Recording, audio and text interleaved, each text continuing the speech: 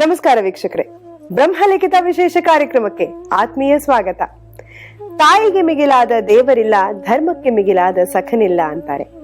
ತಾಯಿ ನಮ್ಮನ್ನ 9 ತಿಂಗಳು ನವಮಾಸ ಗರ್ಭದಲ್ಲಿ ಹೊತ್ತು ಹೆತ್ತು ತುತ್ತಿಟ್ಟು ಮುತ್ತಿಟ್ಟು ಸಾಕಿ ಸಲ್ಲುತ್ತಾಳೆ. ನಮ್ಮನ್ನ ಗರ್ಭದಲ್ಲಿಟ್ಟು ಕಾಪಾಡುವವಳು ತಾಯಿಯೇ. ಕಡೆಗೆ ನಮ್ಮ ದೇಹದಿಂದ ಪ್ರಾಣ ಅಸವಳಿದು ಹೋದಾಗ ಬಾಮಗನೇ ಎಂದು ತನ್ನ ಒಡಲನ್ನೇ ಬಗೆದು ನಮ್ಮನ್ನ ತನ್ನ ಒಡಲಿನಲ್ಲಿ ಬಚ್ಚಿಟ್ಟುಕೊಳ್ಳುವಂತಹ ಭೂತಾಯಿಯೂ ಅವಳೇ. ಆ 9 ತಿಂಗಳು ತಾಯಿ ಆ ಮಗುವನ್ನ ಕಾಪಾಡುವಾಗ ಆಕೆ ತನ್ನ ಇಡೀ ಜೀವನವನ್ನೇ ತ್ಯಾಗ ಮಾಡ್ತಾಳೆ. ಹಾಗಾಗಿ ಆ ತಾಯಿಗೆ ಗರ್ಭದಲ್ಲಿ ಮಗು ಇದ್ದಾಗ ಆ ಮಗು ಎಷ್ಟು ಸುರಕ್ಷಿತವಾಗಿರುತ್ತೆ ಅನ್ನುವಂಥದ್ದು ನಮ್ಮೆಲ್ಲರಿಗೂ ಗೊತ್ತೇ ಇದೆ. ಈ ತಾಯಿ ಮತ್ತು ಮಗುವಿನ ಸಂಬಂಧದ ಕುರಿತು, ಮಗು ಗರ್ಭದಲ್ಲಿದ್ದಾಗ ತಾಯಿ ಏನೆಲ್ಲ ಮಾಡಬೇಕು, ನಾವು ಯಾವೆಲ್ಲ ವಿಚಾರಗಳನ್ನ ಪಾಲಿಸಬೇಕು ಅನ್ನೋದ್ರ ಬಗ್ಗೆ ಇವತ್ತಿನ ಸಂಚಿಕೆಯಲ್ಲಿ ತಿಳ್ಕೊಳ್ಳೋಣ. ಬನ್ನಿ, ನಮ್ಮ ನಿಮ್ಮೆಲ್ಲರ ಅಚ್ಚುಮೆಚ್ಚಿನ ಶ್ರೀಯುತ ಸಚ್ಚಿದಾನಂದ ಬಾಬು ಗುರುಗಳನ್ನ ಕಾರ್ಯಕ್ರಮಕ್ಕೆ ಸ್ವಾಗತಿಸೋಣ. ಗುರುಗಳೇ, ಕಾರ್ಯಕ್ರಮಕ್ಕೆ ಆತ್ಮೀಯ ಸ್ವಾಗತ. ನಮಸ್ಕಾರ. 9 ತಿಂಗಳು ಮಗುವನ್ನ ತಾಯಿ ತನ್ನ ಗರ್ಭದಲ್ಲಿ ಇಟ್ಕೊಂಡಿರ್ತಾಳೆ. ಆಗ ವಿಶೇಷವಾಗಿ ನಾವು ಒಂದಷ್ಟು ಪಾಲನೆಗಳನ್ನ ಮಾಡ್ತೀವಿ. ಮುಖ್ಯವಾಗಿ ಸೀಮಂತ ಅನ್ನುವಂಥದ್ದು ಕೂಡ ಆ ತಾಯಿಗೋಸ್ಕರವಾಗಿ ನಾವು ತಾಯಿ ಮಗುವಿನ ಒಂದು ಆರೋಗ್ಯಕ್ಕಾಗಿಯೇ ನಾವು ಮಾಡ್ತಾ ಹೋಗ್ತೀವಿ. ಸೊ ಇದೆಲ್ಲ ಯಾತಕ್ಕಾಗಿ ಮಾಡ್ತಾರೆ ಗುರುಗಳೇ? ಆ ಸೀಮಂತದ ನಿಜವಾದ ಅರ್ಥ ಏನು ಗುರುಗಳೇ? ಸಿಂಪಲ್ ಆಗಿ ನೋಡಿ, ಎಲ್ಲದಕ್ಕೂ ಬಹಳ ಸರಳವಾಗಿರೋ ಉತ್ತರ ಸಿಗತ್ತೆ. ಇವಾಗ ಗಿಡ ನೆಟ್ಟಬೇಕಾದ್ರೆ ಅದಕ್ಕೆ ಗೊಬ್ಬರ ಇಷ್ಟಿರ್ಬೇಕು, ಇಷ್ಟು ನೀರ್ ಹಾಕ್ಬೇಕು, ಇಷ್ಟೇ ಬಿಸಿಲು ಬೀಳ್ಬೇಕು ಅಂತ ಲೆಕ್ಕಾಚಾರಗಳಿರ್ತಾರೆ. ಇವಾಗ ರೈತರ ಹಾಗೆ ತಾನೆ ಮಾಡೋದು. ಅವ್ರು ಎಷ್ಟು ಕಷ್ಟಪಡ್ತಾರೆ ಅದಕ್ಕೆ. ಮತ್ತೆ ಈ ಸೀಸನ್ ಅಲ್ಲಿ ಈ ಗಿಡ ಬರುತ್ತೆ, ಈ ತರಕಾರಿ ಬರುತ್ತೆ ಅಂತ ಅವ್ರ ಲೆಕ್ಕಾಚಾರಗಳು ಕೊಡ್ತಾರೆ. ಎಲ್ಲದಕ್ಕೂ ಒಂದು ಸೀಸನ್ ಅಂತ ಇರುತ್ತೆ. ನಿಜ. ಹಾಗೇನೆ ನಮ್ಮಲ್ಲಿ ಏನ್ ಮಾಡೋದು ಅಂದ್ರೆ, ಈ ತಾಯ್ತನಕ್ಕೆ ಸಂಬಂಧಪಟ್ಟಿದ ಒಂದು ಸೀಸನ್ ಅಂತ ಕೊಟ್ರು. ಈಗ ಉದಾಹರಣೆಗೆ ಹೇಳ್ಬೇಕು ಅಂದ್ರೆ, ಈ ಮದುವೆ ಆದ್ಮೇಲೆ ಇದು ನಿಷೇಕ ಲಗ್ನ ಅಂತ ಹೇಳೋರು. ಅಂದ್ರೆ ದಾಂಪತ್ಯ ಕಾಲಿಡ್ತಾರಲ್ಲ, ಅದು ಮಗು ಆಗ್ಲಿ ಅಂತ ಇಡ್ತಾ ಇದ್ದಿತ್ತು. ಬರೀ ಒಂದು ಬಾಡಿಲಿ ಪ್ಲೆಜರ್ ಅಂತ ಇಡ್ತಾರಲ್ಲ, ವಂಶಾಭಿವೃದ್ಧಿ ಆಗ್ಲಿ ಮತ್ತೆ ಒಳ್ಳೆ ಮಕ್ಳು ಹುಟ್ಲಿ ಅಂತ ಆ ರೀತಿಯಲ್ಲಿ ಮನಸ್ಸಲ್ಲಿ ಇಟ್ಕೊಂಡು ಮಾಡೋರು. ಇವತ್ತು ಬಹಳ ಮಟ್ಟಕ್ಕೆ ಚೇಂಜ್ ಆಗ್ಬಿಟ್ಟಿತ್ತು. ಅದು ಯಾವುದಕ್ಕೂ ಬೆಲೆ ಇಲ್ಲ. ಈ ನಿಷೇಕ ಲಗ್ನ ಅಂತ ಇಟ್ಕೊಂಡಾಗ ಆ ಗಂಡು ಮತ್ತೆ ಹೆಣ್ಣಿನ ಜಾತಕ ತಗೊಂಡು ಅದಕ್ಕೆ ಒಂದು ಕೆಲವು ಲೆಕ್ಕಾಚಾರಗಳು ಹಾಕೊಂಡು ಈ ಮುಹೂರ್ತದಲ್ಲಿ ದಾಂಪತ್ಯ ಆರಂಭ ಆದ್ರೆ ಒಳ್ಳೇದು, ಒಳ್ಳೆ ಪೀಳಿಗೆ ಆಗತ್ತೆ ಅಂತ ಹೇಳೋರು. ಅದಕ್ಕೆ ನಮ್ಮ ಪೂರ್ವಿಕರು ಏನೇ ಮಾಡಿದ್ರು ಅದಕ್ಕೊಂದು ಅರ್ಥಪೂರ್ಣ ಇತ್ತು ಅಂತ. ಖಂಡಿತ ಗುರುಗಳೇ. ಮತ್ತೆ ಅಮೆರಿಕನ್ಸೇ ಡಾಕ್ಟರ್ ಜೋನಾಸ್ ಅಂತ ರಿಸರ್ಚ್ ಮಾಡಿದ್ದಾರೆ. ಯಾವ ಟೈಮಲ್ಲಿ ಗರ್ಭ ಧರಿಸಿದ್ರೆ ಏನೇನಾಗತ್ತೆ ಅಂತ ಅವ್ರು ರಿಸರ್ಚ್ ಮಾಡಿದ್ದಾರೆ. ಅವ್ರ ಅಸ್ಟ್ರಾಲಜಿ ಅಂತ ಹೆಸರು ಕೊಡ್ಲಿಲ್ಲ, ರಷ್ಯಾಲ್ ರಿಸರ್ಚ್ ಮಾಡಿದ್ದಾರೆ. ರಷ್ಯಾಲಜಿ ಅಸ್ಟ್ರಾಲಜಿ ಅಂತ ಹೆಸರು ಹೇಳೋಲ್ಲ, ಕಾಸ್ಮೋಬಯಾಲಜಿ ಅಂತಾರೆ. ಅಸ್ಟ್ರಾಲಜಿ ಹೆಸರು ಕಾಸ್ಮೋಬಯಾಲಜಿ ಅಂತ. ಆ ರೀತಿಯಲ್ಲಿ ಅಲ್ಲೇ ಬಂದಿದ್ದು ನಮ್ದು ಆಷಾಢ ಮಾಸ ಅಂತ. ಆಷಾಢ ಮಾಸ ಅಂದ್ರೆ ಜೂನು ಜುಲೈ ಆಗಸ್ಟ್ ಆ ರೇಂಜ್ ಅಲ್ಲಿ ತಾನೆ ಬರುತ್ತೆ, ಹೆಚ್ಚು ಕಮ್ಮಿ. ಅಧಿಕ ಆಷಾಢ 1 ಮಂತ್ 5 ರೂಪಾಯಿ ಬರುತ್ತೆ. ಆ ಟೈಮಲ್ಲಿ ದಂಪತಿಗಳು ದೂರ ಇರಬೇಕು ಅಂತ ಮಾಡಿದ್ರು. ನಿಜ. ಹೌದು. ಯಾತಕ್ ಮಾಡಿದ್ರು ಅಂದ್ರೆ, ಆ ಟೈಮಲ್ಲಿ ಕನ್ಸೆಪ್ಷನ್ ಆಯ್ತು ಅಂದ್ರೆ ಮುಂದಕ್ಕೆ ಹುಟ್ಟುವಂತ ಮಗು ಆರೋಗ್ಯದಲ್ಲಿ ಏರುಪೇರು ಅಂತ ಸಾಧ್ಯತೆ ಹೆಚ್ಚು ಅಂತ ನಮ್ಮ ಪೂರ್ವಿಕರು ಹೇಳೋರು. ಇವಾಗ ಡಾಕ್ಟರ್ ಜೋನಾಸ್ ಅಂತ ಹೇಳಿದ್ರು ಬಿಡಿ, ಅವರು ಸುಮಾರು ಒಂದು 27 ವರ್ಷ ರಿಸರ್ಚ್ ಮಾಡಿದ್ದಾರೆ. ಅವರು American scientist. So all those who conceive in the month of June and July, a majority of them, the children born to them are not properly brought up, or they don't behave properly, or they have some health issues ಅಂತ ಹೇಳ್ತಾರೆ ಅವರು. ಅದು research. ಅದಕ್ಕೆ ಆಷಾಢ ಮಾಸದಲ್ಲಿ ದಾಂಪತ್ಯ ಇರಬಾರದು ಅಂತ ಹೇಳಿದ್ರು. ಬಟ್ ಈಗ ಏನಾಗತ್ತೆ ಅಂದ್ರೆ, ಕಾಲ ದೇಶ ವರ್ತಮಾನಗಳು, ಈಗ ದಾಂಪತ್ಯ ಇಲ್ಲದೆ ಇರೋದು ಅವಶ್ಯಕತೆ ಇಲ್ಲ. ಯಾತಕ್ಕೆ ಅಂದ್ರೆ ಮೆಥಡ್ಸ್ ಡಾಕ್ಟರ್ ಸಲಹೆ ಕೊಡ್ತಾರೆ, ಅದು ಮಾಡ್ಕೋಬಹುದು ಅಂತ. ಸೊ ಅಂತದೆಲ್ಲ ನಾನು ಜನರಾಗಿ ಎಲ್ರಿಗೂ ಸಜೆಸ್ಟ್ ಮಾಡಿದ್ರೆ, ಮದುವೆಗಳು ಯಾವಾಗಾದ್ರೂ ಮಾಡ್ಕೊಳ್ಳಿ, ಆಷಾಢದಲ್ಲಿ ಮದುವೆ ಆಗಬಾರ್ದು ಅಂತ ರೂಲ್ ಎಲ್ಲೂ ಹೇಳಲಿಲ್ಲ. ಆ ಟೈಮಲ್ಲಿ ಕನ್ಸೆಪ್ಷನ್ ಆಗಬಾರ್ದು ಅಂತ ಹೇಳ್ತಾರೆ. ಇವಾಗ ಕೆಲವು ಕೇಸಸ್ ಏನಾಗುತ್ತೆ ಅಂದ್ರೆ, ಗೊತ್ತಿಲ್ದನೋ ಕನ್ಸೆಪ್ಷನ್ ಆಗ್ಬಿಡುತ್ತದು. ಸೊ ಒಂದ್ಸತಿ ನಮ್ಮನ್ನ ಮಿತಿ ಮೀರಿಬಿಟ್ಟು ಕೆಲವು ಆಗತ್ತೆ ನೋಡಿ, ಆಕ್ಸಿಡೆಂಟಲ್ ಅಂತೀವಲ್ಲ, ಅದು ಆ ರೀತಿಲಿ ಆಗತ್ತೆ. ಸೊ ಆ ರೀತಿಯಲ್ಲಿ ಅಂದ್ರೆ ಇದ್ರೆ ಹುಟ್ಟುವಂತ ಮಗು ಎಡವಟ್ಟಾಗಬಾರ್ದು ಅಂದ್ಬಿಟ್ಟು ನಮ್ಮಲ್ಲಿ ಅದಕ್ಕೊಂದು ಔಷಧಿ ಕಂಡಿಡಿದ್ರು. ಅದಕ್ಕೆ ಸೀಮಂತ ಅಂತ ಹೆಸರು. ಸೀಮಂತ ಅನ್ನೋದು ಬರೀ ಫಂಕ್ಷನ್ ಅಲ್ಲ, ಹುಟ್ಟುವಂತ ಮಗುಗ್ ತೊಂದರೆ ಆಗದೆ ಇರ್ಲಿ, ಆ ಮಗುವಿನ ತಾಯಿಗೆ ತೊಂದರೆ ಆಗದೆ ಇರ್ಲಿ ಅಂತ. ಬಟ್ ಏನಾಗತ್ತೆ ಅಂದ್ರೆ, ಇವತ್ತು ಸೀಮಂತ ಬಂದು ಒಂದು ಫ್ಯಾಷನ್ ಆಗ್ಬಿಟ್ಟಿದೆ. ಹೌದು ಗುರುಗಳೇ. 100 ಜನ ಕರೆಯೋದು, ದೊಡ್ಡ ಚೌಲ್ಟ್ರಿ ಎಲ್ಲ ಒಂದ್ ಕಡೆ ಮಾಡ್ಬಿಡೋದು, ಅರೇಂಜ್ ಮಾಡೋದು, ಹೋಟೆಲ್ ಅರೇಂಜ್ ಮಾಡ್ಬಿಡೋದು. ಮತ್ತೆ ಅವ್ರಿಗೆಲ್ಲ ಬಫೆ ಡಿನ್ನರ್, ಬಫೆ ಲಂಚ್ ಎಲ್ಲ ಮಾಡ್ಬಿಟ್ಟು ಅವ್ರೆಲ್ರಿಗೂ ಒಂದೊಂದು ಗಿಫ್ಟ್ ಕೊಟ್ಬಿಟ್ಟು ಅವ್ರ ಆಹಾ ಓಹೋ ಅಂದ್ಬಿಟ್ಟು ಆ ಮಗು ಆಮೇಲೆ ಹೆಂಗ್ ಹುಟ್ಟೋತೋ ಗೊತ್ತಿಲ್ಲ, ಅದು ಅವ್ರವ್ರ ಹಣೆ ಬರೋದ್ ಮೇಲೆ ಡಿಸೈಡ್ ಆಗುತ್ತೆ. ಅದಕ್ಕೆ ಸೀಮಂತಕ್ಕೆ ಬಹಳ ಆದ್ಯತೆ ಕೊಟ್ರು ನಮ್ಮ ಪೂರ್ವಿಕರು. ಅದಕ್ಕೆ ನಿಷೇಕ ಲಗ್ನ ಅಂತ ಕಂಡುಹಿಡಿದ್ರು. ಈಗ್ಲೂ ನಾ ಹೇಳ್ತಾ ಇದ್ದೀನಿ, ನಿಜವಾಗ್ಲೂ ದಂಪತಿಗಳಿಗೆ ಒಳ್ಳೆ ಮಗು ಆಗ್ಬೇಕು ಅಂದ್ರೆ ನಾವು ಮದುವೆ ಮುಹೂರ್ತಕ್ಕೆ ಎಷ್ಟು ಇಂಪಾರ್ಟೆನ್ಸ್ ಕೊಡ್ತೇವೋ ಅಷ್ಟೇ ಇಂಪಾರ್ಟೆನ್ಸ್ ನಿಷೇಕ ಲಗ್ನ ಕೊಡ್ಬೇಕಾಗತ್ತೆ. ನಮ್ಮಲ್ಲಿ ಏನ್ ಗೊತ್ತಾ, ಎಲ್ಲಾನು ಮಾಡ್ತಾರೆ, ಆಮೇಲೆ ಮೂಢನಂಬಿಕೆ ಏನ್ಬಿಡ್ತಾರೆ. ಏನೇನ್ ಬೇಕೋ ಅದೆಲ್ಲ ಮಾಡೋದಕ್ಕೆ ಮೂಢನಂಬಿಕೆ ಇರಲ್ಲ. ಕೆಲವು ಹೇಳೋದಕ್ಕೆ ಹೋದ್ರೆ ಮೂಢನಂಬಿಕೆ ಅಂತಾರೆ. ಫಾರ್ ಎಕ್ಸಾಂಪಲ್, ಈ ಗರ್ಭಿಣಿಯರು ಗ್ರಹಣದ ಹೊತ್ತಿಗೆ ಈಚೆ ಬರಬಾರ್ದು ಅಂತ ಜನರಲ್ ಆಗಿ ನಾವು ರೆಕಮೆಂಡ್ ಮಾಡ್ತೀವಿ. ಕೆಲವರು ಆರ್ಗ್ಯುಮೆಂಟ್ ಏನ್ ಮಾಡ್ತಾರೆ, ಚಂದ್ರಗ್ರಹಣದ ದಿವಸ ಬಂದು ರೇಸ್ ಅಲ್ಲಿ ಏನು ಪ್ರಾಬ್ಲಮ್ ಇಲ್ಲ, ಅವತ್ತು ಬರ್ಬೋದು ಅಂತಾರೆ. ಅದು ಬರೀ ಫಿಸಿಕಲ್ ರೇಸ್ ಅಲ್ಲ, ಗ್ರಾವಿಟೇಷನಲ್ ಪುಲ್ಸ್. ಫಾರ್ ಎಕ್ಸಾಂಪಲ್, ಈಗ ಮೆಜಾರಿಟಿ ಕೇಸಸ್ ಅಲ್ಲಿ ಈ ಅಮಾವಾಸ್ಯೆ ಹುಣ್ಣಿಮೆ ಹೊತ್ತಿಗೆ ಬಹಳ ಜನ ಕಿತ್ತಾಡ್ತಾರೆ. ಹೌದು, ಅದು ನಮ್ಮ ನರನಾಡಿಗಳ ಮೇಲೆ ಬೀಳುವಂತ ಒಂದು ಪ್ರಭಾವ ಇರುತ್ತೆ, ಮೆಂಟಲ್ ಎನ್ಸ್. ಅದಕ್ಕೆ ಈ ಅಮೆರಿಕಲ್ಲಿ ಕಂಡು ಹಿಡಿದಾಗ ಅದನ್ನ ನ್ಯೂಯಾರ್ಕ್ ಅಪ್ಸ್ಟೇಟ್ ಹಾಸ್ಪಿಟಲ್ ಅಂತಿದೆ, ಅಲ್ಲಿ ಫೈಂಡ್ ಔಟ್ ಮಾಡಿದ್ರು. ಈ ಲೂನೆಟಿಕ್ ಅಸೈಲಮ್ ಇದೆಯಲ್ಲ, ಆ ವಿಂಗು, ಅಂದ್ರೆ ಅನ್ಸ್ಟೇಬಲ್ ಮೈಂಡ್ಸ್ ಇರುವಂತವ್ರು, ಮೆಂಟಲ್ ಇಂಬ್ಯಾಲೆನ್ಸ್ ಇವ್ರನ್ನ ಹಾಕಿರ್ತಾರಲ್ಲ, ಅವ್ರ ಅಮಾವಾಸ್ಯೆ ಮತ್ತೆ ಹುಣ್ಣಿಮೆ ಹೊತ್ತಿಗೆ ಅವ್ರದ್ದು ರಿಯಾಕ್ಷನ್ಸ್ 10 times ಜಾಸ್ತಿ ಆಗೋದು. ಹೌದು ಹೌದು. ಅದಕ್ಕೆ ಅವ್ರಿಗೆ ಲೂನಾಟಿಕ್ ಅಂತ ಹೆಸರಿಟ್ರು. ಟಿಕ್ಟ್ ಬೈ ದ ಲೂನಾ ಅವ್ರ ದ ಮೂನ್ ಅಂತ. ಆ ಮೂನ್ ಏನು, ಚಂದ್ರಮ ಮನಸೋ ಜಾತಃ ಅಂತ ನಮ್ಮಲ್ಲಿ ಹೇಳಿದ್ರು. ಹೌದು ಹೌದು ಹೌದು. ಎಲ್ಲದಕ್ಕೂ ಒಂದು ಕನೆಕ್ಷನ್ ಇರುತ್ತೆ. ಅಂದ್ರೆ ನಮ್ಮ ಹಿರಿಯರು ಹೇಳಿರೋದು ಕೂಡ ಸೈನ್ಸೇ, ಆದ್ರೆ ಅದಕ್ಕೆ ಅವ್ರ ಹೆಸರು ಕೊಟ್ಟಿರೋದು ಸಂಪ್ರದಾಯ, ಆಚಾರ, ವಿಚಾರ. ಅದೇ ನಿಟ್ಟಲ್ಲಿ ಚಂದ್ರಮ ಮನಸೋ ಜಾತಃ ಅಂತ ಹೇಳಿದ್ರು. ಸೊ ಆ ಲೂನಟಿಕ್ ಅದಕ್ಕೂ ನೋಡಿ ಸಂಬಂಧ ಬಂತು. ಈಗ ಮನಸ್ಸು ಅಂದ್ರೇನು, ಮೈಂಡ್ ಅವರ್ ಬಾಡಿ ಅಂತ ಹೇಳ್ತೀವಿ. ಮೈಂಡ್ ಚೆನ್ನಾಗಿದ್ರೆ ಬಾಡಿ ಫಂಕ್ಷನ್ ಚೆನ್ನಾಗಿರೋದು. ಇವಾಗ ನಮ್ಮ ಮನ್ಸು ಸರಿಯಾಗಿಲ್ಲ ಅಂದ್ರೆ ನಾವು ಊಟ ಮಾಡಕ್ ಆಗೋದಿಲ್ಲ. ನೀವು ಎಷ್ಟೇ ಪಂಚಪಕ್ಷ ಪ್ರಮಾಣ ಇಟ್ರು ಅದು ಖಂಡಿತವಾಗಿ ಸೇರೋದಿಲ್ಲ. ಅದಕ್ಕೆ ನಮ್ಮ ಪೂರ್ವಿಕ ಏನ್ ಮಾಡೋದು ಅಂದ್ರೆ, ಈ ಮುಹೂರ್ತ ಅಂತ ತಗೊಂಡಾಗ ಚಂದ್ರನ್ ಪೊಸಿಷನ್ ಫಸ್ಟ್ ತಗೊಳ್ಳೋರು. ಮುಹೂರ್ತದಲ್ಲಿ ಬಹಳ ಆದ್ಯತೆ ಕೊಡೋದು ಮುಹೂರ್ತದ ಲಗ್ನಕ್ಕಿಂತ ಚಂದ್ರನ ಪೊಸಿಷನ್. ಇವಾಗ ಅಷ್ಟಮ ಶುದ್ಧಿ ಅಂತ ಹೇಳ್ತಾರೆ. ಅಂದ್ರೆ ಯಾವುದೇ ಮುಹೂರ್ತ ಮಾಡಿದಾಗ ಅಷ್ಟಮ ಸ್ಥಾನದಲ್ಲಿ ಯಾವ್ದು ಗ್ರಹ ಇರಬಾರ್ದು, ಮತ್ತೆ ಚಂದ್ರನ ಜೊತೆಲಿ ಬೇರೆ ಯಾವ್ದು ಗ್ರಹಗಳ ಸಂಪರ್ಕ ಇರಬಾರ್ದು ಅಂತ.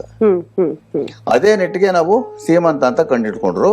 ಮತ್ತೆ ನಿಷೇಕ ಲಗ್ನ ಅಂತ ಹೇಳಿದ್ರೆ ಅದು ಬಹಳ ಮುಖ್ಯ. ಅದು ಯಾವಾಗ ಗರ್ಭ ಧರಿಸೋದು, ಕನ್ಸೆಪ್ಷನ್ ಯಾವಾಗ ಸ್ಟಾರ್ಟ್ ಆಗತ್ತೆ ಅನ್ನೋದು. ಸೊ ಅದ್ರ ಬಗ್ಗೆ ಇನ್ನೂ ಮಾಹಿತಿ ಕೊಡ್ತಾ ಕೊಡ್ತಾ ಈ ಸೀಮಂತದ ಮಹತ್ವದ ಬಗ್ಗೆ ನಾನು ತಿಳಿಸ್ತೀನಿ. ನಾನು ಗುರುಗಳೇ, ಸೀಮಂತದ ಬಗ್ಗೆ ಹೇಳ್ತಾ ಇದ್ರಿ, ತುಂಬಾ ಮುಖ್ಯವಾದ ಅಂಶ. ಯಾವ ರೀತಿ ಅದನ್ನ ಪಾಲಿಸಲೇಬೇಕಾಗತ್ತೆ, ಮತ್ತೆ ಅದಕ್ಕೆ ಕಾರಣ ಏನು, ಆಡಂಬರ ಅಲ್ಲ, ಫಂಕ್ಷನ್ ಅಲ್ಲ, ಅದು ನಮ್ಮ ಹಿರಿಯರು ಮಾಡಿರೋದು ಒಂದು ಅರ್ಥ ಇದೆ ಅಂತ ಹೇಳ್ತಾ ಇದ್ರಿ. ಅದು ನೋಡಿ, ಮದುವೆಯಿಂದಾನೆ ಲೆಕ್ಕಾಚಾರಕ್ಕೆ ಬಂದ್ಬಿಡುತ್ತೆ. ಮದುವೆ ಸಾಧಾರಣವಾಗಿ ಈ ಶಾಂತಿ ಮುಹೂರ್ತ ಅಂತ ಮಾಡ್ತೀವಿ ನೋಡಿ, ಅದೇ ನಿಷೇಕ ಲಗ್ನ ಅಂತ. ಆ ಶಾಂತಿ ಮುಹೂರ್ತ ಸಾಧಾರಣವಾಗಿ ಮದುವೆ ಆದ್ಮೇಲೆ ವಿತಿನ್ 3 days, ಆ 3 ಅಂದ್ರೆ ವಿತಿನ್ 72 hours ಅದು ಆಗ್ಬೇಕು ಅಂತ ಹೇಳ್ತಾರೆ. ಆ ಮದುವೆ ಒಳಗಡೆ ನೀವು ಮುಹೂರ್ತ ಇಟ್ಕೋಬೇಕು ಅಂತ. ಬಟ್ ಈಗ ಏನಾಗಿದ್ರೆ ಎಲ್ಲ ಬದಲಾವಣೆ ಆಗ್ಬಿಟ್ಟಿದೆ. ಮತ್ತೆ ಇನ್ನೊಂದು, ಆ ಕೋಣೆ ಇರುತ್ತಲ್ಲ, ಈ ಶಾಂತಿ ಮುಹೂರ್ತದ ಕೋಣೆ, ಅದ್ರ ಬಗ್ಗೆನೂ ಬಹಳ ರೂಲ್ಸ್ ಹೇಳ್ತಾರೆ. ಈ ರೀತಿ ಹೇಳ್ಬೇಕು ಅಂತ. ಈಗ ಜನರಲ್ ಆಗಿ ಏನ್ ಮಾಡ್ತಾರೆ, ಕೆಲವರು ಬಹಳ ಎತ್ತರದ ಮಟ್ಟದಲ್ಲಿ ಮಾಡಿದಾಗ ಅದು 5 star ಹೋಟೆಲ್ ಮಾಡ್ಕೊಂಡ್ಬಿಡ್ತಾರೆ. ನಾನು ಆ ಪ್ರಶ್ನೆ ನಿಮ್ಮನ್ನು ಕೇಳ್ಬೇಕು ಅಂತಲೇ ಇದ್ದೆ. ಅವೆಲ್ಲ ಸೂಕ್ತನಾ, ಅದೆಲ್ಲ ಸರಿನಾ ಮಾಡುವಂತದ್ದು? ಈಗ ಅವ್ರು ಪ್ಲಾನ್ ಮಾಡ್ಕೊಂಡ್ರೆ ಓಕೆ, ಬಟ್ ಏನಾಗತ್ತೆ ಅಂದ್ರೆ ನಮ್ಮ ಧರ್ಮಕ್ಕೆ ವಿರೋಧವಾಗಿ ಹೋದಂಗೆ ಕೆಲವು ಆಗ್ತದೆ ಅದು. ಇವಾಗ ನಮ್ ಧರ್ಮಕ್ಕೆ ವಿರೋಧವಾಗಿ ಹೋಗೋದು ಅಂದ್ರೆ ಪ್ರಪಂಚದ ನಾನಾ ಕಡೆಗಳನ್ನು ನಮ್ ಧರ್ಮ ವರ್ಕೌಟ್ ಆಗತ್ತೆ. ಹೌದು. ಈಗ ಮೊಸರನ್ನ ತಿಂದ್ರೆ ಹೊಟ್ಟೆಗೆ ಒಳ್ಳೇದು, ನ್ಯೂಯಾರ್ಕ್ ಅಲ್ಲಿ ತಿಂದ್ರೆ ಒಳ್ಳೇದು, ಜರ್ಮನಿಲಿ ತಿಂದ್ರೆ ಒಳ್ಳೇದೆ. ಸೊ ನಮ್ ಸಂಪ್ರದಾಯ ಒಳ್ಳೇದು ಅಂತ ಆಯ್ತು ಆ ರೀತಿಯಲ್ಲಿ.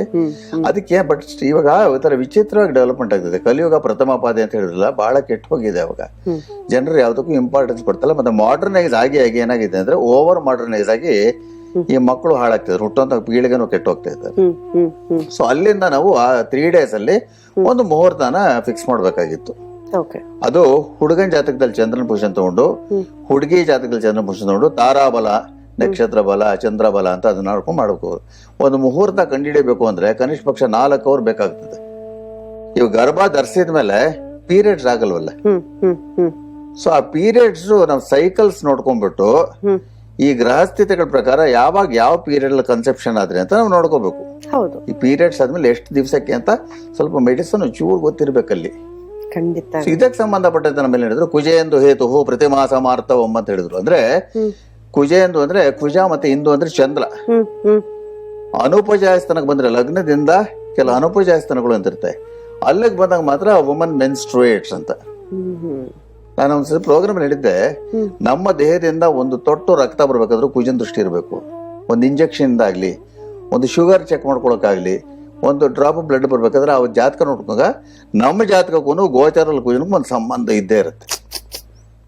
ಅದು ಜ್ಯೋತಿಷ್ಯ ಗೊತ್ತಿರೋರು ಗೊತ್ತಾಗುತ್ತೆ. ಎಷ್ಟು ವಿಸ್ತಾರವಾಗಿದೆ. ಒಂದು ಅಣುವಿಗೂ ಕೂಡ ಜ್ಯೋತಿಷ್ಯಕ್ಕೂ ಒಂದು ಅಣುವಿಗೂ ಅಷ್ಟು ಕನೆಕ್ಷನ್ ಇದೆ ಗುರುಗಳೇ. ಇರುತ್ತೆ.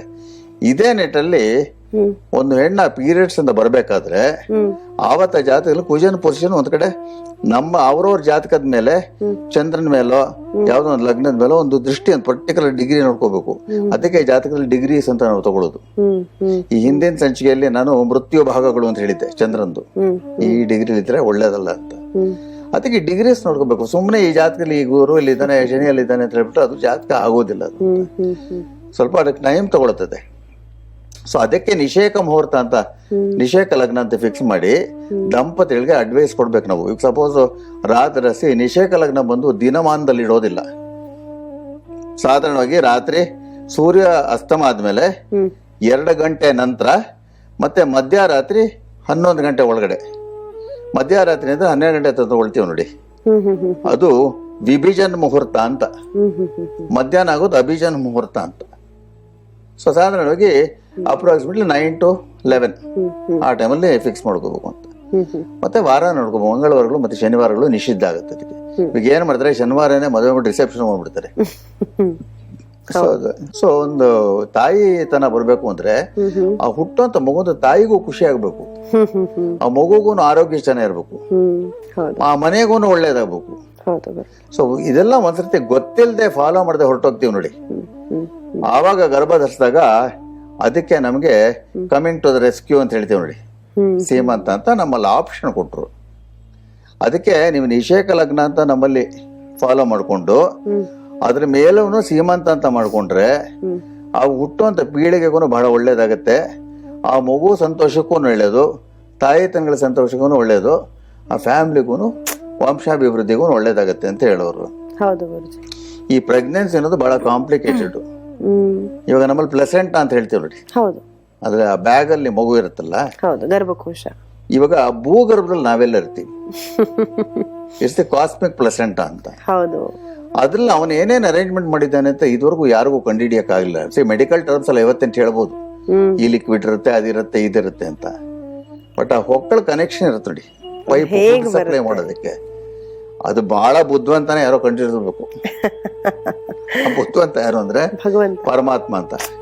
ಅದಕ್ಕೆ ಫಸ್ಟ್ ಆಫ್ ಆಲ್ ನಾನು ಹೆಣ್ಮಕ್ಳಲ್ಲಿ, ಸ್ತ್ರೀಯರಲ್ಲಿ ಒಂದು ವಿನಂತಿ ಏನ್ ಮಾಡ್ಕೊಳ್ತೀನಿ, ಗೃಹಿಣಿಯರಲ್ಲಿ ಗರ್ಭ ಧರಿಸೋದಕ್ಕೆ ಒಂದು 2 ತಿಂಗಳ ಮುಂಚಿತವಾಗಿ ಖಂಡಿತವಾಗಿ ಧ್ಯಾನ ಮಾಡಿ ಅಂತ ಹೇಳ್ತೀನಿ. ಏನೋ ಒಂದು ಜಪ ಮಾಡ್ಕೊಳ್ಳಿ, ಏನೋ ಮಾಡಿ. ಮತ್ತೆ ಮನ್ಸಿಗೆ ಡಿಸ್ಟರ್ಬ್ ಆಗುವಂತ ಸಿಚುವೇಶನ್ಸ್ ಕ್ರಿಯೇಟ್ ಮಾಡ್ಕೋಬಿಡಿ. ಮನೆಯಲ್ಲಿ ಇವಾಗ ಗಂಡನ ಜೊತೆಲಿ ಅಶಾಂತಿ ಇದ್ರೆ ಅದನ್ನ ಪಕ್ಕಕ್ಕೆ ತಳ್ಬಿಟ್ಟು ಸೆಪರೇಟ್ ಆಗಿ ಓದ್ಬಿಡಿ ಒಂದು 6 ತಿಂಗಳು. ಸಮಾಜ ಏನ್ ಮಾತಾಡುತ್ತೆ ಅಂತ ತಲೆ ಕೆಡ್ಸ್ಕೊಳಕ್ ಹೋಗ್ಬಿಡಿ. ಯಾಕಂದ್ರೆ ನೀವು ಗರ್ಭಾವಸ್ಥೆಯಲ್ಲಿ ಇದ್ದಾಗ, ಸಪೋಸ್ ಪ್ರೆಗ್ನೆನ್ಸಿ ಸ್ಟಾರ್ಟ್ ಆಗಿದ್ರೆ ಆ ಮಗು ಫ್ಯೂಚರ್ ಬಹಳ ಮುಖ್ಯ. ಅದರಿಂದ ತಾಯಿ ಯೋಗಕ್ಷೇಮಕ್ಕೂ ಬಹಳ ಇಂಪಾರ್ಟೆನ್ಸ್ ಕೊಡ್ಬೇಕಾಗತ್ತೆ. ಒಬ್ಬ ಕೌನ್ಸಿಲರ್ ಹತ್ರ ನಾವು ಹೋದ್ರೆ ಕೌನ್ಸಿಲಿಂಗ್ ಅಂತ ನಾವು ತಗೊಂಡಿರುವಂತ ಹಣಕ್ಕೆ ಆತ ಕೌನ್ಸಿಲಿಂಗ್ ಮಾಡಿ ಕಳಿಸಬಹುದು. ನೀವೊಂದು ಮಾತು ಹೇಳಿದ್ರಿ, ನೀವು ಗರ್ಭ ಧರಿಸ್ಬೇಕು ಅಂದ್ರೆ 1-2 ತಿಂಗಳ ಮುಂಚೆ ಭಗವಂತನ ಧ್ಯಾನ ಮಾಡಿ ಅಂತ. ಇಂಥ ಅಮೂಲ್ಯವಾದ ಮಾಹಿತಿಗಳನ್ನ ಒಬ್ಬ ಗುರು ನಿಸ್ವಾರ್ಥವಾಗಿ ಅಥವಾ ತಾಯಿ ತಂದೆ ಮಾತ್ರ ಕೊಡೋದಕ್ಕೆ ಸಾಧ್ಯ ಗುರುಗಳೇ. ಯಾಕೆ ಇದು ನಮಗೆ ನಿಜವಾಗಿಯೂ ಬೇಕಾಗಿ ನ್ಯಾಚುರಲ್ ಫಾರ್ಮ್, ಭಗವಂತನ ಕೃಪೆಯನ್ನ ಡೈರೆಕ್ಟ್ ಆಗಿ ನಾವು ಪಡೆಯುವಂತದ್ದು. ಇವೆಲ್ಲವೂ ಇದನ್ನೆಲ್ಲ ಖಂಡಿತ ಪಾಲಿಸ್ಲೇಬೇಕು ಅಲ್ವಾ? ಇದು ಎಕ್ಸಾಮ್ ಪ್ರಿಪೇರ್ ಮಾಡ್ಕೊಳ್ತೀವಿ ನೋಡಿ, ಆ ರೀತಿಯಲ್ಲಿ ಗರ್ಭನ್ ಪ್ರಿಪೇರ್ ಮಾಡ್ಕೋಬೇಕು. ಅದು ಫಸ್ಟ್ ಸೀಮಂತ ಅಂತ ತಗೊಳ್ಳೋದು. ಸೊ ಗರ್ಭನ್ ಪ್ರಿಪೇರ್ ಮಾಡ್ಕೋಬೇಕು ಅಂದ್ರೆ ನಮ್ಮಲ್ಲಿ ಕೆಲವೆಲ್ಲ ವಿಚಾರಗಳು ನಮ್ಮ ಋಷಿಮುನಿಗಳು ಕೊಟ್ರು. ಇನ್ನೊಬ್ಬರ ಮೇಲೆ ಡಿಪೆಂಡ್ ಆಗುವಂತ ಅವಶ್ಯಕತೆ ಇಲ್ಲ. ಗಂಡ ಹೇಗಿರ್ತಾನೆ, ಅತ್ತೆ ಹೇಗಿರ್ತಾರೆ, ನಾದ್ನಿ ಹೇಗಿರ್ತಾಳೆ ಅಂತ ಇದೆಲ್ಲ ಯೋಚನೆ ಮಾಡ್ಬೇಕಾಗಿಲ್ಲ. They are the only ones to be considered. ಅಂದ್ರೆ they should consider themselves only. Whole and sole responsible is ಅಮ್ಮ, ತಾಯಿನೇ ಎಲ್ಲ ಜವಾಬ್ದಾರಿಗೆ ಕಾರಣ. ರೈತರ ಕಂಪೇರ್ ಮಾಡಬಹುದು. ಅದಕ್ಕೆ ರೈತರು ಏನ್ ಮಾಡ್ತಾರೆ ಅಂದ್ರೆ ಭೂಮಿನ ಫಸ್ಟ್ ರೆಡಿ ಮಾಡ್ಕೊಳ್ತಾರೆ ನೋಡಿ. ಹಾಗೆ ಇದಕ್ಕೆ ನಮ್ಮ ಋಷಿ ಮುನಿಗಳು ಎಲ್ಲಾದ್ರಲ್ಲೂ ಒಂದು ಸೈಂಟಿಫಿಕ್ ಫ್ಯಾಕ್ಟ್ ಅಂತ ಹೇಳಿದ್ರು. ಸೊ ಹೋಗ್ತಾ ಅದ್ರ ಬಗ್ಗೆ ಏನೋ ತಿಳಿಸ್ತೀನಿ ನಾನು. ತಾಯಿ ಆದವಳು ಒಂದು ಕಂಪ್ಲೀಟ್ ರೆಸ್ಪಾನ್ಸಿಬಿಲಿಟಿನ ತಗೊಂಡು ಗರ್ಭ ಧರಿಸೋದಕ್ಕಿಂತ ಮುಂಚೆಯಿಂದ ಆಕೆಯ ಡ್ಯೂಟಿ ಶುರು ಆಗುತ್ತೆ ಅಂತ ಹೇಳ್ತಾ ಇದ್ದೀರಾ. ಓಕೆ, ಧ್ಯಾನ ಮಾಡ್ಬೇಕು, ಆ ಗರ್ಭನ ನಾವು ಸಿದ್ಧಪಡಿಸ್ಕೋಬೇಕು, ಮುಂದೆ ಇನ್ನೇನೆಲ್ಲ ಮಾಡ್ಬೇಕಾಗತ್ತೆ ಗುರುಗಳೇ? ನೋಡಿ, ಬಹಳ ಸಿಂಪಲ್. ಈಗ ನಾನು ಹೇಳಿದ್ದು ಮದುವೆ ಆದ್ಮೇಲೆ 72 ಗಂಟೆ ಒಳಗಡೆ ಶಾಂತಿ ಮುಹೂರ್ತನ ಫಿಕ್ಸ್ ಮಾಡ್ಕೊಳ್ಳಿ ಅಂತ ಹೇಳ್ತೀವಿ. ಬಟ್ ಇತ್ತೀಚೆಗೆ ಏನ್ ಹೇಳಿದೆ, ಅದಕ್ಕೆ 2 ತಿಂಗಳ ಮುಂಚಿತವಾಗಿ ಗರ್ಭನ ಪ್ರಿಪೇರ್ ಮಾಡ್ಕೋಬೇಕು ಅಂತ ಹೇಳಿದೆ. ಮದುವೆ ಆಗಿರಲ್ಲ, ನೀವು ಗರ್ಭನ ಹೆಂಗ್ ಪ್ರಿಪೇರ್ ಮಾಡ್ಕೊಳ್ತೀರಾ? ಪ್ರಿಪೇರ್ ಮಾಡ್ಕೊಳಕ್ ಏನ್ ತೊಂದರೆ ಇಲ್ಲ. ಇವಾಗ ಮದುವೆ ಫಿಕ್ಸ್ ಆಗತ್ತೆ ನೋಡಿ, ಅಥವಾ ಒಂದು ಐಡಿಯಾ ಇರ್ತೀನಿ 2 ತಿಂಗಳು ಮದುವೆ ಆಗತ್ತೆ, 3 ತಿಂಗಳು ಮದುವೆ ಆಗತ್ತೆ ಅಂತ. ಹುಡುಗ ಸಿಗ್ಬೋದು, ಸಿಗದೆ ಇರ್ಬೋದು. ಗರ್ಭಾನ್ ಪ್ರಿಪೇರ್ ಮಾಡ್ಕೊಳ್ಳೋದು ದೊಡ್ಡ ವಿಷಯ ಅಲ್ಲ. ಸೊ ಯಾರು ಬೇಕಾದ್ರೂ ಮದ್ವೆ ಆಗದಿರೋರು ಪ್ರಿಪೇರ್ ಮಾಡ್ಕೋಬಹುದು. ಜೊತೆಗೆ ಈಗ ಪ್ಲಾನಿಂಗ್ ಅಂತ ಬೇರೆ ಬಂದಿದೆಯಲ್ಲ ಗುರುಗಳೇ, ಪ್ಲಾನಿಂಗ್ ಯಾರು ಮದ್ವೆ ಆದ ತಕ್ಷಣ ಪ್ರೆಗ್ನೆನ್ಸಿಗೆ ಪ್ಲಾನ್ ಮಾಡೋದೇ ಇಲ್ಲ. ಈಗ ಸಪೋಸ್ ಏನ್ ಮಾಡ್ತೀವಿ ಅಂದ್ರೆ, ಕೆಲವು ಜಾತಕ ನೋಡಿದಾಗ 72 ಗಂಟೆ ಒಳಗಡೆ ಸರಿಯಾಗಿರೋ ಮುಹೂರ್ತ ಸಿಕ್ಕಿಲ್ಲ ಅಂದ್ರೆ 3 ತಿಂಗಳು ಬಿಡಿ ಅಂತೀವಿ. ಮತ್ತೆ ಯಾವೆಲ್ಲ ಪ್ರೋಗ್ರಾಮ್ಸ್ ಹೇಳ್ತೀನಿ, ಇವಾಗ ದಂಪತಿಗಳು ಯಾರಾದ್ರೂ ಒಬ್ರು ರಾಹು ದಿಶೆ ಕಡೆ 2 ವರ್ಷ ಇದ್ರೆ, ಇಲ್ಲ ದಂಪತಿಗಳಿಬ್ಬರಿಗೂ ರಾಹು ಭುಕ್ತಿ, ಕೇತು ಭುಕ್ತಿ, ಕುಜು ಭುಕ್ತಿ ನಡೀತಾ ಇದ್ರೆ, ಇಲ್ಲ ದಂಪತಿಗಳಿಬ್ಬರಿಗೂ 7 ಶನಿತ ಮಧ್ಯಭಾಗ ನಡೀತಾ ಇದ್ರೆ, ಯಾವುದೋ ಒಂದು ಭಾಗ ನಡೀತಾ ಇದ್ರೆ, ಇಲ್ಲ ಅವ್ರವ್ರ ಜಾತಕದಲ್ಲಿ ಪಂಚಮ ಸ್ಥಾನಾಧಿಪತಿ ಎಲ್ಲಿರ್ತಾನೋ ಅದ್ರ ಮೇಲೆ ರಾಹು ಗೋಚರ ನಡೀತಾ ಇದ್ರೆ, ಶನಿ ದಶೆಯಲ್ಲಿ ಇಬ್ಬರಿಗೂ ರಾಹು ಭುಕ್ತಿ, ರಾಹು ದಶೆಯಲ್ಲಿ ಇಬ್ಬರಿಗೆ ಶನಿ ಭುಕ್ತಿ ನಡೀತಾ ಇದ್ರೆ, ಈ ರೀತಿಯಲ್ಲಿ ಕೆಲವೆಲ್ಲ ಕಟ್ಟುಪಾಡುಗಳಿರುತ್ತೆ. ಅವಾಗ ದಾಂಪತ್ಯನ ಮುಂದೂಡಿ ಅಂತ ನಾನು ಯಾವಾಗಲೂ ಹೇಳ್ತೀನಿ. ಹಿಂದಿನ ಕಾಲದ್ದು ವ್ಯವಸ್ಥೆಗಳು ಬೇರೆ. ಆಗ ಸ್ವಲ್ಪ ನ್ಯಾಯ ಧರ್ಮ ಎಲ್ಲ ಜಾಸ್ತಿ ಇತ್ತು, ಮತ್ತೆ ಪೊಲ್ಯೂಷನ್ ಇರ್ಲಿಲ್ಲ. ಈಗ ಏರು ಪೊಲ್ಯೂಷನ್ ಜಾಸ್ತಿ ಆಗ್ಬಿಟ್ಟಿದ್ದಲ್ಲ, ಹೌದು, ಮನುಷ್ಯ ಪೊಲ್ಯೂಷನ್ ಜಾಸ್ತಿ ಆಗಿದೆ. ಹೌದು, ನಮ್ ಸುತ್ತಮುತ್ತಲ ಪರಿಸರನು ಪೊಲ್ಯೂಟ್ ಆಗ್ಬಿಟ್ಟಿದೆ. ನಿಜ. ಸೊ ಏನಾಗುತ್ತೆ ಅಂದ್ರೆ, ಕಾಲ ದೇಶ ವರ್ತಮಾನಗಳು ತಗೊಂಡು ಆ ಪ್ರೆಗ್ನೆನ್ಸಿಗೆ ನಾವು ಪ್ರಿಪೇರ್ ಮಾಡ್ಕೋಬೇಕಾಗತ್ತೆ. ಸೊ ಮದುವೆ ಆದ್ಮೇಲೆ ಸಡನ್ ಆಗಿ ನಾಳೆನೆ ಗರ್ಭ ಧರಿಸ್ಬಿಡಿ ಅಂತ ಯಾವ ಗ್ರಂಥದಲ್ಲೂ ಹೇಳಿಲ್ಲ. ಆ ಗ್ರಂಥಗಳೆಲ್ಲ ಹೇಳ್ತಾರೆ, ಸಪೋಸ್ ನಿಷೇಕ ಲಗ್ನಕ್ಕೆ ಒಂದು ಮುಹೂರ್ತ ಸಿಕ್ಕಿಲ್ಲ ಅಂದ್ರೆ, ಇಬ್ಬರಿಗೂ ದಶಾಭುಕ್ತಿಗಳು ಸರಿಯಾಗಿಲ್ಲ ಅಂದ್ರೆ, ಆವಾಗ ಅದನ್ನ ಒಂದು 6 ತಿಂಗಳು 1 ವರ್ಷವೋ ಮುಂದೂಡಿ ಅಂತ ಹೇಳ್ತಾರೆ. ಮತ್ತೆ ಆ ಕಾಲಕ್ಕೂ ಪ್ಲಾನಿಂಗ್ ಇತ್ತು, ಬರೀ ಈ ಕಾಲಕ್ಕೆ ಪ್ಲಾನಿಂಗ್ ಇರ್ಲಿಲ್ಲ.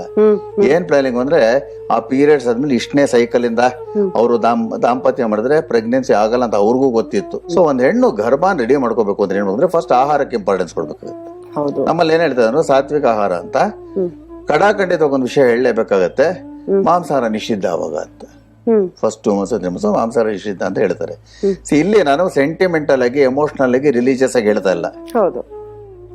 You cannot have extra life by consuming lifeless objects. So lifeless object ಆಗುತ್ತೆ ನಾನ್ ವೆಜಿಟೇರಿಯನ್. ಹೌದು, ಕೃಷ್ಣ ಭಗವದ್ಗೀತೆ ಬಹಳ ಸ್ಪಷ್ಟ ಹೇಳಿದಾನೆ ಸಾತ್ವಿಕ ಆಹಾರ ಅಂತ. ಸಾತ್ವಿಕ ಆಹಾರ ಫ್ರೆಶ್ ಆಗಿ ಪ್ರಿಪೇರ್ ಮಾಡುವಂಥದ್ದು, ಮತ್ತೆ ಪ್ರಕೃತಿ ಕೊಡುವಂತ ಪದಾರ್ಥಗಳು, ಹಣ್ಣುಗಳು, ತರಕಾರಿಗಳು, ಇದೆಲ್ಲ. ಅದು ಒಂದ್ ಕಡೆ ಫುಡ್ ಆದ್ರೆ, ಇನ್ನೊಂದ್ ಕಡೆ ಇದು ರೆಡಿ ಮಾಡ್ಕೊಳ್ಳೋದಿರ್ತದೆ. ಯಾಕಂದ್ರೆ ನಮ್ ಮನ್ಸು ಚೆನ್ನಾಗಿದ್ರೆ ಹುಟ್ಟುವಂತ ಮಗುಗೂ ಮನ್ಸು ಚೆನ್ನಾಗಿರೋದು. ಹೌದು, ನಾವು ಬಹಳ ಡಿಸ್ಟರ್ಬ್ಡ್ ಆಗಿದ್ರೆ ಅದಕ್ಕೆ ಜೀನ್ಸ್ ಅಂತ ಹೆಸರಿಟ್ರ ಅವಾಗ ಆ ಕಾಲದಲ್ಲಿ ನೋಡಿ.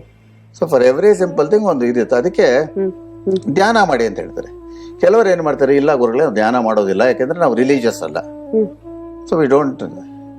ಆ ಧ್ಯಾನ ಮಾಡಿದವ್ರಿಗೆ ಏನ್ ಮಾಡಕ್ ಹೇಳ್ತೀವಿ, ಪ್ರಾಣಾಯಾಮ ಮಾಡಿ ಅಂತ ಹೇಳ್ತೀವಿ, ಬ್ರೆತ್ ಕಂಟ್ರೋಲ್ ಮಾಡ್ಕೊಳ್ಳಿ ಅಂತ. ಈ ಹಿಂದೆ ನಾನು ಒಂದು ಎಪಿಸೋಡ್ ತೋರಿಸ್ಕೊಂಡಿದ್ದೆ. ಹೌದು ಗುರುಗಳೇ. ಆ ಬ್ರೆತ್ ಕಂಟ್ರೋಲ್ ಮಾಡ್ಕೊಂಡಾಗ ಏನಾಗುತ್ತೆ ಅಂದ್ರೆ, ದೇಹದಲ್ಲಿ ರಕ್ತ ಚಲಾವಣೆ ಚೇಂಜ್ ಆಗಿ ದೇಹದ ಸಿಸ್ಟಮ್ ಒಂದು ಕಂಡೀಷನ್ ಆಗುತ್ತೆ. ಗುರುಗಳೇ, ಈಗ ನೀವು ಏನು ಅನ್ಯತಾ ಭಾವಿಸ್ಲಿಲ್ಲ ಅಂದ್ರೆ, ಮತ್ತೊಮ್ಮೆ ಆ ಬ್ರೆತ್ ಕಂಟ್ರೋಲಿಂಗ್ ಏನು ಅಂತ ಹೇಳ್ಕೊಟ್ರೆ, ಯಾರಾದ್ರೂ ಗರ್ಭಿಣಿಯರು ಈ ಪ್ರೋಗ್ರಾಮ್ ನೋಡ್ತಾ ಇದ್ರೆ ಅವ್ರು ಅದನ್ನ ಪಾಲಿಸ್ಲಿ ಅನ್ನುವಂಥದ್ದು ಅಷ್ಟೇ ಗುರುಗಳೇ. ಇದು ಸಾಧಾರಣವಾಗಿ ಈ ತರ ಸಿಂಪಲ್ ಆಗಿ ಕುರ್ಚಿ ಮೇಲೆ ಕೂತ್ಕೊಂಡು ಅವ್ರ ಕೈ ಹೆಂಗಾದ್ರೂ ಇಟ್ಕೊಳ್ಳಿ, ಕಂಫರ್ಟಬಲ್ ಪೊಸಿಷನ್ ಅಲ್ಲಿ ಸ್ವಲ್ಪ ನಾರ್ಮಲ್ ಆಗಿ ಸ್ಟ್ರೇಟ್ ಆಗಿ ಕೂತ್ಕೊಳ್ಳಿ ಅಂತ ಹೇಳ್ತೀವಿ. ಕೂತ್ಕೊಂಡ್ಬಿಟ್ಟು ಥ್ರೂಔಟ್ ದ ಪ್ರೊಸೆಸ್ ಕಣ್ಣು ಮುಚ್ಕೊಳ್ಳಿ ಅಂತ ಹೇಳ್ತೀವಿ. ಕಣ್ಣು ಮುಚ್ಕೊಂಡ್ಬಿಟ್ಟು 7 ಮಿನಿಟ್ಸ್ಗೆ ಟೈಮರ್ ಸೆಟ್ ಮಾಡ್ಕೊಳ್ಳಿದ್ದೀವ ಮೊಬೈಲ್ ಅಲ್ಲಿ, ಫ್ಲೈಟ್ ಮೋಡ್ಗೆ ಹಾಕ್ಬಿಡಿ ಅಂತ. ಡಿಸ್ಟರ್ಬೆನ್ಸ್ ಇರಬಾರ್ದು, ಕಿವಿಗೆ ಹತ್ತಿ ಇಟ್ಕೋಬೇಕು. ಇಟ್ಕೊಂಡ್ಬಿಟ್ಟು ಕಣ್ಣು ಮುಚ್ಕೊಂಡು ಬಹಳ ಡೀಪ್ ಆಗಿ ಸುಮ್ಮನೆ ಉಸಿರು ತಗೋಬೇಕು. ಆ ಬ್ರೆತ್ ಸೌಂಡ್ ಬರ್ಬೇಕು. ಅದು ಹೊರಗೆ ಬಿಟ್ಟಾಗ ಮಾತ್ರ ಈ ಸ್ಟ್ರಾ ಬ್ರೀದಿಂಗ್ ಅಂತ ಹೇಳ್ತೀವಿ. ಅಂದ್ರೆ ಎಳ್ನೀರ್ ಕೊಡೋದಕ್ ಸ್ಟ್ರಾಲ್ ಎಳ್ಕೊಳ್ತೀವಲ್ಲ, ಈ ಸ್ಟ್ರಾಲ್ ಬಿಡಿ ಅಂತೀವಿ. ತಗೊಂಡ್ಬಿಟ್ಟು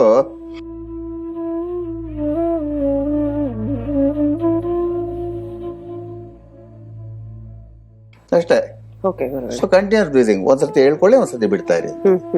ಇದನ್ನ 7 ಮಿನಿಟ್ಸ್ ಮಾಡಿದ್ರೆ ದೇಹದ ಒಳಗಡೆ ಸಿಸ್ಟಮ್ ಕ್ಲೆನ್ಸ್ ಆಗುತ್ತೆ, ನೆಗೆಟಿವ್ ಥಾಟ್ಸ್ ಹೋಗುತ್ತೆ. ಯಾವಾಗ ನೆಗೆಟಿವ್ ಥಾಟ್ಸ್ ಹೋಗುತ್ತೋ ಇದು ರೆಡಿ ಆಗುತ್ತೆ, ಹೊಟ್ಟೆ ರೆಡಿ ಆಗುತ್ತೆ. ನೋಡಿ, ಯಾರು ಬೇಕಾದ್ರೂ ಚೆಕ್ ಮಾಡ್ಲಿ, ಮನ್ಸಲ್ಲಿ ಬಹಳ ವೇದನೆ ಇದ್ರೆ ಹೊಟ್ಟೆ ಕೆಡುತ್ತೆ, ಅವ್ರಿಗೆ ಬಹಳ ವರಿ ಇದ್ರೆ ಹೊಟ್ಟೆ ಕೆಡುತ್ತೆ. ಅಂತ ಹೊಟ್ಟೆಯಲ್ಲಿ ಮಗು ಜನನ ಆದ್ರೆ ಆ ಮಗುಗೂ ತೊಂದರೆ ಅಲ್ವಾ? ಹೌದು ಗುರುಗಳೇ. ಅದಕ್ಕೆ ಫಸ್ಟ್ ಅದನ್ನ ಸರಿ ಮಾಡಿಸ್ಕೋಬೇಕು. ಮತ್ತೆ ಜನರಲ್ ಆಗಿ ಇನ್ನೊಂದು ಮೆಥಡ್ ಏನು ಅಂದ್ರೆ, ಸಾಧಾರಣವಾಗಿ ಒಂದ್ 2-3 ಆಪ್ಷನ್ಸ್ ನಮ್ಮ ಪೂರ್ವಿಕರು ಕೊಡ್ತಾರೆ. ಇದು ಸ್ವಲ್ಪ ಬಾಯಿ ತಿರುಗೋರ್ಗೆ. ವಿಷ್ಣು ಸಹಸ್ರನಾಮ ಬಹಳ ಒಳ್ಳೇದು.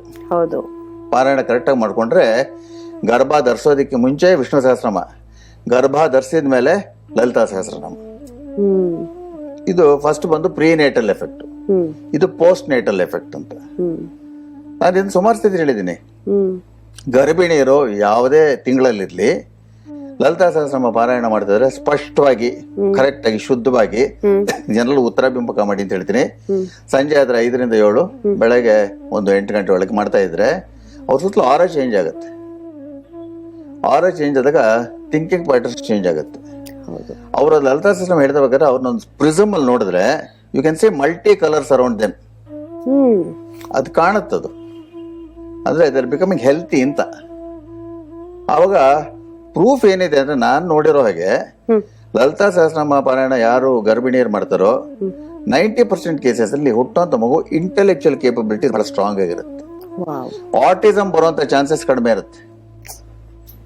ಮತ್ತೆ ಇನ್ನೊಂದು, ನಾರ್ಮಲ್ ಡೆಲಿವರಿ ಆಗುವಂತ ಚಾನ್ಸಸ್ ಜಾಸ್ತಿ ಇರುತ್ತೆ. ನಾನ್ ಇನ್ನೊಂದು ಮಗು ಫ್ಯೂಚರ್ ನಾನ್ ಡಿಸೈಡ್ ಮಾಡಕ್ಕಾಗಲ್ಲ. ಇದಕ್ಕೆ ಹೆಸರು ಬ್ರಹ್ಮಲಿಖಿತ ಅಂತ. ಅವನ್ ಡಿಸೈಡ್ ಮಾಡ್ಬೇಕು. ಖಂಡಿತ ಗುರುಗಳೇ. ನಾನು ಈಗಲೂ ವೀಕ್ಷಕರು ಹೇಳ್ತೀನಿ, ಯಾರಿಗಾದ್ರೂ ಮಗುದು ಚಾಯ್ಸ್ ಕೊಟ್ರೆ ಡಾಕ್ಟ್ರು ನಿಮ್ಗೆ 4 ಡೇಟ್ ಕೊಡ್ತೀನಿ, ಯಾರನ್ನಾದ್ರೂ ಕೇಳಿ ಸೆಲೆಕ್ಟ್ ಮಾಡ್ಕೊಳ್ಳಿ ಅಂದ್ರೆ ದಯವಿಟ್ಟು ಮಾಡ್ಬಿಡಿ. ಮಹಾ ತಪ್ಪಾಗತ್ತದು. ಪ್ರಕೃತಿ ನಿಮಗೆ ವಿರುದ್ಧವಾಗಿ ಹೋದಂಗಾಗತ್ತೆ. ಡಾಕ್ಟರ್ಗೆ ಬಿಟ್ಬಿಡಿ, ಬೆಸ್ಟ್. ಅವ್ರು ಯಾವ್ದು ಸೆಲೆಕ್ಟ್ ಮಾಡ್ಕೊಳ್ತಾರೋ ಮಾಡ್ತಾರೆ. ನಿಮ್ಮ ಹಣೆಯಲ್ಲಿ ಏನ್ ಬರ್ದಿದ್ದು ಹಾಗೇ ಆಗತ್ತೆ, ನಾವೆಷ್ಟೇ ಸೆಲೆಕ್ಟ್ ಮಾಡ್ಕೊಂಡು. ಮಗು ಹುಟ್ಟಿದ ಮೇಲೆ 13 ದಿವಸದ ನಂತರ ಬೇಕಾದ್ರೆ ಪರಿಹಾರಗಳು ನಾವು ಮಾಡ್ಕೋಬಹುದು. ಅದಕ್ಕೆ ಈ ಪ್ರೀ ಪ್ರೆಗ್ನೆನ್ಸಿ ಇದೆಯಲ್ಲ, ಇದು ಇವಾಗ ಇದೇ ರೀತಿಯಲ್ಲಿ ಹೋಗ್ತಾ ಇದ್ದಾಗ ಪೋಸ್ಟ್ ಪ್ರೆಗ್ನೆನ್ಸಿ, ಅದು ಸೀಮಂತ ಅಂತ ಮಾಡ್ತೀವಿ ನೋಡಿ, ಅದಕ್ಕೆ 7ನೇ ತಿಂಗಳಲ್ಲಿ ಮಾಡ್ತಾರೆ. 3rd ಮಂತ್ ಅಲ್ಲಿ ಚಿಕ್ಕದಾಗ ಒಂದು ಫಂಕ್ಷನ್ ಮಾಡ್ತಾರೆ. 7th ಮಂತ್ ಅಲ್ಲಿ ಮೇನ್ ಸೀಮಂತ ಅಂತ ಆಗುತ್ತೆ. ಸೊ ಇದೆಲ್ಲ ಮಾಡಿದಾಗ ಹುಟ್ಟುವಂತ ಮಗು ಆರೋಗ್ಯಕ್ಕೆ ಒಳ್ಳೇದು, ತಾಯಿತನಕ್ಕೂ ಬಹಳ ಒಳ್ಳೇದು. ಸೊ ಈ ಸೀಮಂತದ ಬಗ್ಗೆ ಮುಂದಿನ ಸಂಚಿಕೆಯಲ್ಲಿ ನಾನು ತಿಳಿಸ್ತೀನಿ. ನಾನು ಆ ಹಿರಿಯರ ಸ್ಥಾನದಲ್ಲಿ ತಾವು ಕೂತು ನಿಜವಾಗಿಯೂ ತಿದಿಯೊತ್ತಿ ಹೇಳಿದಾಗೆ ಪ್ರತಿಯೊಂದು ವಿಚಾರಗಳನ್ನ ಹೇಳ್ಕೊಟ್ಟಿದ್ದೀರಿ ಗುರುಗಳೇ. ಬಹುಶಃ ಈ ಎಲ್ಲ ಮಾಹಿತಿಯನ್ನ ಪಡೆದು ಪಾಲಿಸಿ ಮುಂದಕ್ಕೆ ಮಕ್ಕಳನ್ನ ಹೆರುವಂತವರು ನಿಜಕ್ಕೂ ಪುಣ್ಯವಂತರ. ಯಾಕೆಂದ್ರೆ ಇಷ್ಟನ್ನ ಪಾಲಿಸಿದ ಮೇಲೆ ಅಲ್ಲಿ ಪಾಸಿಟಿವಿಟಿ ಎಷ್ಟು ಅಕ್ಯುಮುಲೇಟ್ ಆಗುತ್ತೆ ಅನ್ನೋದು ಈ ಮಾಹಿತಿಗಳಲ್ಲೇ ಇತ್ತು. ಸೊ ಇನ್ನು ಸೀಮಂತದ ಕುರಿತು ಕೂಡ ನೀವು ಮಾತಾಡ್ತೀನಿ ಅಂತ ಹೇಳಿದಿರಿ. ಆ ಒಂದು ಎಪಿಸೋಡ್ಗಾಗಿ ಕೂಡ ನಾವೆಲ್ಲರೂ ಕಾಯ್ತಾ ಇರ್ತೀವಿ. ಮುಂದಿನ ಸಂಚಿಕೆಯಲ್ಲಿ ಮತ್ತಷ್ಟು ವಿಚಾರಗಳನ್ನ ನಿಮ್ಮಿಂದ ನಾವು ಅಪೇಕ್ಷಿಸ್ತೀವಿ. ಜೊತೆಗೆ ಈ ಗುರುವಿನ ಸ್ಥಾನವನ್ನ ಸದಾಕಾಲ ಪರಿಪೂರ್ಣವಾಗಿ ನೀವು ತುಂಬುತ್ತಲೇ ಬರ್ತಿದ್ದೀರಾ. ನಿಮಗೂ ಕೂಡ ಭಗವಂತ ಎಲ್ಲವೂ ಯಥೇಚ್ಛವಾಗಿ ಕೊಟ್ಟು ನಮ್ಮೆಲ್ಲರ ವೀಕ್ಷಕರ ವತಿಯಿಂದ ನಾವು ನಿಮಗೂ ಕೂಡ ವಿಶ್ ಮಾಡ್ತೀವಿ ಗುರುಗಳೇ. ಥ್ಯಾಂಕ್ ಯು ಸೋ ಮಚ್ ಗುರುಗಳೇ ಈ ಮಾಹಿತಿಗಾಗಿ. ನಮಸ್ಕಾರ ವೀಕ್ಷಕರೇ. ತಾಯಿ, ತಂದೆ, ಗುರು ಯಾತಕ್ಕಾಗಿ ಜೀವನದಲ್ಲಿ ಇರಬೇಕು ಅಂದ್ರೆ ನಮ್ಮ ಹೆಜ್ಜೆ ಹೆಜ್ಜೆನೂ ಅವರು ಗಮನಿಸ್ತಾ ಇರ್ತಾರೆ. ಒಂದು ಮಗುವಿಗೆ ಬೇಕಾದಂತಹ ಎಲ್ಲ ವಿಚಾರಗಳು ತಾಯಿ, ತಂದೆ, ಗುರುವಿಗೆ ಗೊತ್ತಿರುತ್ತೆ. ಅದೇ ರೀತಿ ಇವತ್ತಿನ ವಿಚಾರ ಕೂಡ ನಿಮ್ಮೆಲ್ಲರಿಗೂ, ನಮ್ಮೆಲ್ಲರಿಗೂ, ಎಲ್ಲ ಯುವ ಪೀಳಿಗೆಗೂ ಬೇಕಾಗಿರುವಂತಹ ಬಹಳ ಒಂದು ಮುಖ್ಯವಾದ ವಿಚಾರ. ಇದನ್ನ ಇನ್ ಡೀಟೇಲ್ ನಮ್ಮ ಜೊತೆ ಡಿಸ್ಕಸ್ ಮಾಡಿದ್ದಾರೆ. ಎಲ್ಲ ಅಂಶಗಳನ್ನು ನಮಗೆ ಎಷ್ಟು ಬಿಡಿಸಿ ಹೇಳೋದಕ್ಕೆ ಸಾಧ್ಯನೋ ಅಷ್ಟು ಕ್ಲಿಯರ್ ಆಗಿ ಗುರುಜಿ ಅವರು ತಿಳಿಸ್ಕೊಟ್ಟಿದ್ದಾರೆ. ಈ ಎಲ್ಲ ಮಾಹಿತಿಗಾಗಿ ಮತ್ತೊಮ್ಮೆ ಗುರುಗಳಿಗೆ ಧನ್ಯವಾದಗಳನ್ನ ಹೇಳ್ತಾ ಇಂಥ ಮತ್ತಷ್ಟು ಮಾಹಿತಿಯೊಂದಿಗೆ ನಿಮ್ಮನ್ನ ಭೇಟಿ ಆಗ್ತೀವಿ ಮುಂದಿನ ಬ್ರಹ್ಮಲಿಖಿತ ಕಾರ್ಯಕ್ರಮದಲ್ಲಿ. ಅಲ್ಲಿಯವರೆಗೂ ನಮಸ್ಕಾರ.